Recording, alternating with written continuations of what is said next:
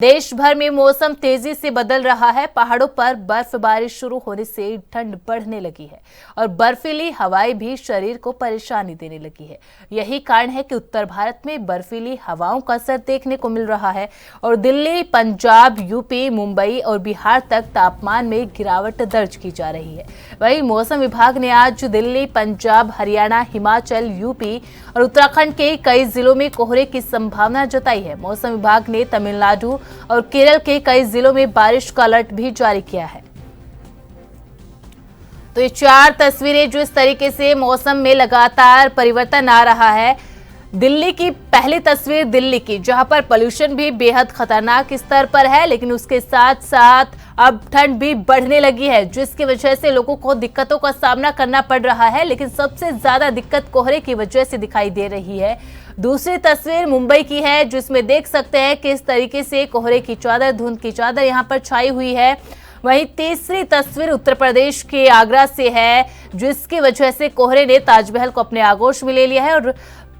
चौथी तस्वीर जम्मू कश्मीर की है, जहां पर बर्फबारी शुरू हो चुकी है। और ये चारों तस्वीरें दिल्ली, मुंबई, उत्तर प्रदेश, जम्मू कश्मीर जो बयां कर रही है कि इस वक्त देश के अंदर मौसम कैसा है। कहीं पर बर्फबारी का दौर शुरू हो चुका है, कहीं पर कोहरे की चादर छाई हुई है, जिसकी वजह से लोगों को आवागमन में परेशानियों का सामना करना पड़ रहा है। तो किसी जगह पर बदलते मौसम की वजह से, लगातार बढ़ती ठंड की वजह से पॉल्यूशन में भी लगातार बढ़ोतरी देखने को मिल रही है। और लोग सुबह जो मॉर्निंग वॉक पर आते हैं, कोहरे में उन्हें ऐसे में कुछ दिखाई नहीं देता और ऐसे में ट्रैफिक पुलिस की ओर से भी तमाम व्यवस्थाएं की गई है, जैसे बैरिकेडिंग पर रिफ्लेक्टर यहां पर पुलिस प्रशासन की ओर से लगाए जा रहे हैं, ताकि इतने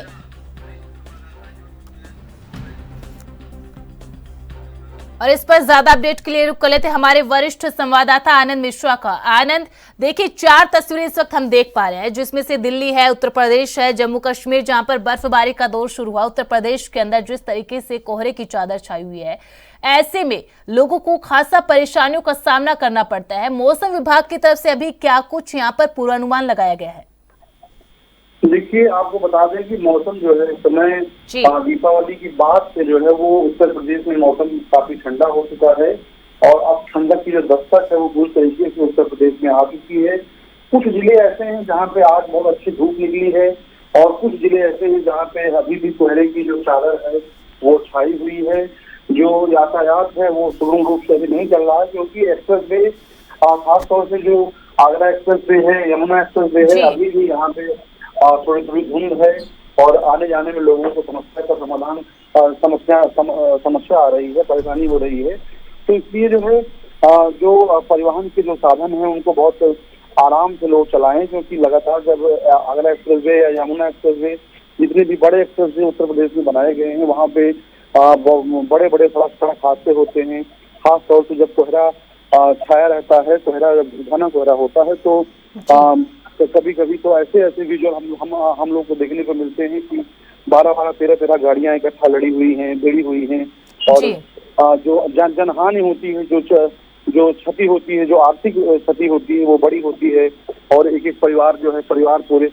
के पूरे तबाह हो जाते हैं। तो खासतौर से कोहरे में जो है लोगों को चाहिए कि वो गाड़ियों की रफ्तार जो है वो धीमी करें, स्लो चलें, खासतौर से एक्सप्रेस वे पे, क्योंकि एक्सप्रेस वे पे गाड़ियों की रफ्तार बहुत ज्यादा होती है। और मेरठ से लेके जो गाजियाबाद का इलाका है, संभल है, हापुड़ है, इधर जो है रोडों पे अभी भी हल्का हल्का जो है वो सुबह कोहरा था, लेकिन अब धीरे धीरे धुंध छट रही है और लोग जो है यातायात सही से कर पा रहे हैं। और इधर जो बहराइच है, लखीमपुर है, गोरखपुर है, इधर भी जो नेपाल से सटे हुए जो पहाड़ी इलाके हैं, वहाँ पे भी धुंध जो है वो सुबह कोहरे की थी, लेकिन अब धीरे धीरे छट रही है। लेकिन उत्तर प्रदेश में देखने को मिल रहा है कि जो है अब लोगों ने अपने घरों में जो ठंड से बचने के जो उपाय हैं वो धीरे धीरे करने शुरू कर दिए हैं। स्वेटर है और रजाइयां हैं, जो भी चीजें हैं वो धीरे धीरे लोग निकाल के उनको धूप में उसको एक तरोताजा कर रहे हैं कि आगे आने वाले जो 2-3 महीने हैं उनमें वो उनको सही से उसका यूज कर पाए, उसका प्रयोग कर पाए। जी बिल्कुल आनंद, लेकिन दो सवाल यहाँ पर। पहला कि टेम्परेचर कितना टेम्परेचर में कितनी गिरावट उत्तर प्रदेश के अंदर खासकर दर्ज की जा रही है, और दूसरी ये कि जो उत्तर प्रदेश के वो इलाके जो दिल्ली एनसीआर के अंदर आते हैं वहां पर बढ़ती ठंड के साथ प्रदूषण भी लगातार बढ़ता जा रहा है। देखिए 2 दिन पहले जो है वो मौसम विभाग ने एक जानकारी लोगों के साथ साझा की थी कि मौसम जो उत्तर प्रदेश का होगा वो साफ होगा और जो धूप है वो सही समय पे निकलेगी, सुबह निकलेगी। लेकिन जो एनसीआर का इलाका है जहाँ पे प्रदूषण जो है वो एक अलग लेवल पे होता है, वहाँ पे आज भी जो है वो धुंध छाई हुई है। अभी दिल्ली में हमारी कुछ लोगों से बात हो रही थी तो दिल्ली में भी आज जो है वो जो प्रदूषण का जो स्तर था वो काफी नीचे गया है और लोग वहाँ पे एक अच्छी हवा में सांस ले पा रहे हैं, खुली हवा में, शुद्ध हवा में आज सांस ले पा रहे हैं। तो वहाँ का भी AQI जो लेवल है वो आज सही हुआ है। लेकिन जो कोहरे का जो कोहरे की चादर है, जो ट्रेनों की जो रफ्तार है वो इस तरीके से प्रभावित हुई है और कई ट्रेनें जो है वो लेट चल रही हैं। खासतौर से जो उत्तर प्रदेश परिवहन की जो बसें हैं उनको वो भी जो है सुबह जब कोहरा होता है तो उनको लेट जो है उसका परिवहन किया जाता है। उसको ड्राइवर और उसका जो कंडक्टर होते हैं उनको आदेश है, पहले भी आदेश रहा है कि जब कोहरा छटे तभी आप जो है यात्रियों को लेके उनके गंतव्य तक जाएं। तो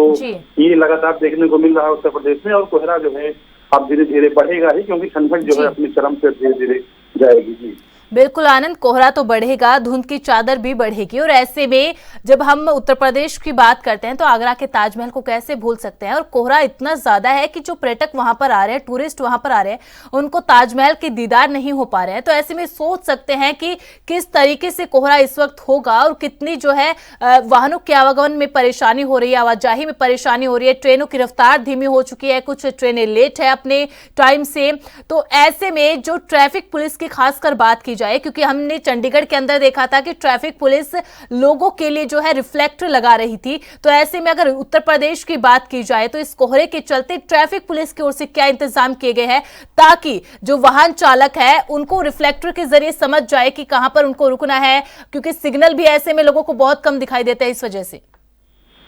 हाँ देखिए, आपको बता दें कि जो उत्तर प्रदेश का सबसे पहले आपने जिक्र किया, आगरा का जिक्र किया। आगरा में ताजमहल है और ताजमहल को देखने के लिए जो पूरे विश्व से लोग वहाँ पे, क्योंकि वो आश्चर्यों में आता है, 7 आश्चर्यों में आता है, तो पूरे विश्व से लोग वहाँ पे आगरा का ताजमहल देखने के लिए आते हैं। और जो भी शहर जो भी शहर हैं वो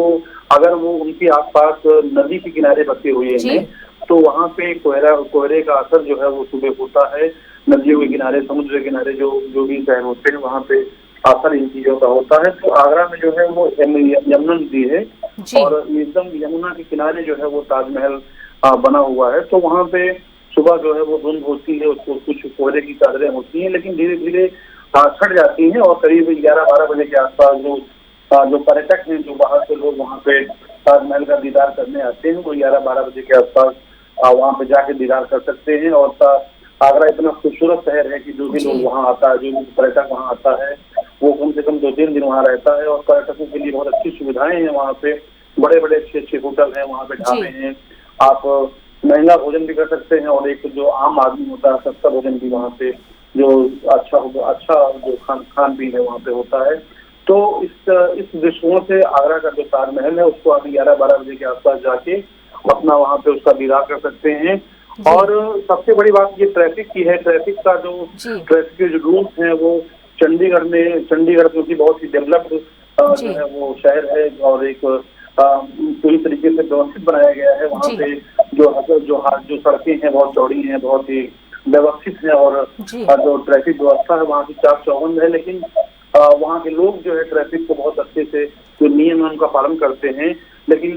धीरे धीरे जो है छोटे शहर के जो लोग हैं उनका भी ट्रैफिक नियमों का पालन करते हैं। उत्तर प्रदेश में खासतौर से जो ट्रैफिक रूल्स है वो बहुत कड़े हुए हैं। इस बीच जब से ये योगी सरकार आई है, उत्तर प्रदेश की नई सरकार आई है 7 सालों से, तो ट्रैफिक कंट्रोल के लिए बहुत अच्छी व्यवस्था की गई है। खासतौर से लखनऊ में भी ट्रैफिक की व्यवस्था तो अच्छी है, लेकिन आजकल जो है शाम को जो है जब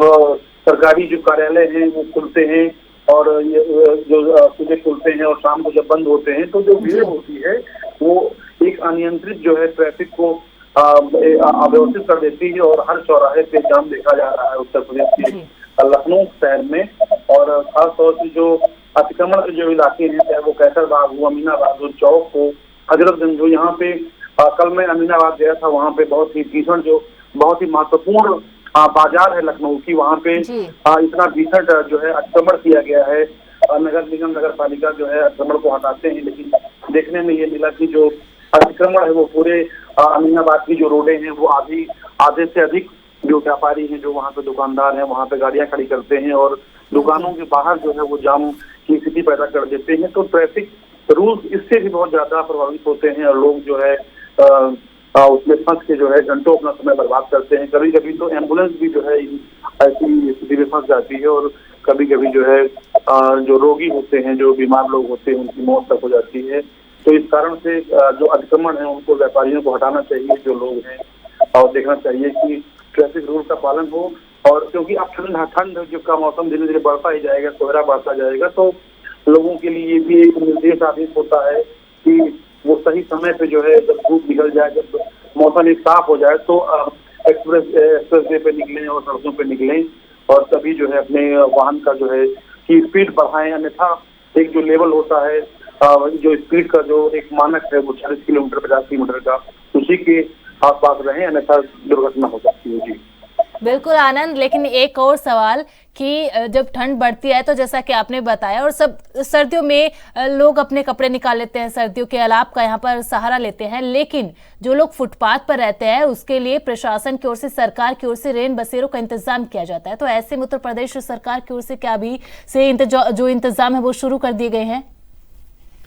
देखिए, आपको बता दें कि उत्तर प्रदेश सरकार हर साल जो है, जो नगर निगम होते हैं, नगर पालिका होती है, जो नेता होते हैं, जो बड़े अधिकारी होते हैं, उनको खास तौर से निर्देश होता है कि जो रैन बसेरे हैं, जो खाने पीने के जो जहाँ पे रैन बसेरों में व्यवस्था की जाती है, खासतौर से उत्तर प्रदेश जो की जो महानगर है, वहाँ पे जो नगर पालिका है, जो नगर पालिका होती है, डीएम और एसपी हैं, उनको आदेश किया जाता है कि समय पे जो है अलाव की व्यवस्था करें और रैन बसेरों में जो रैन बसेरे होते हैं वहाँ पे लोगों के जो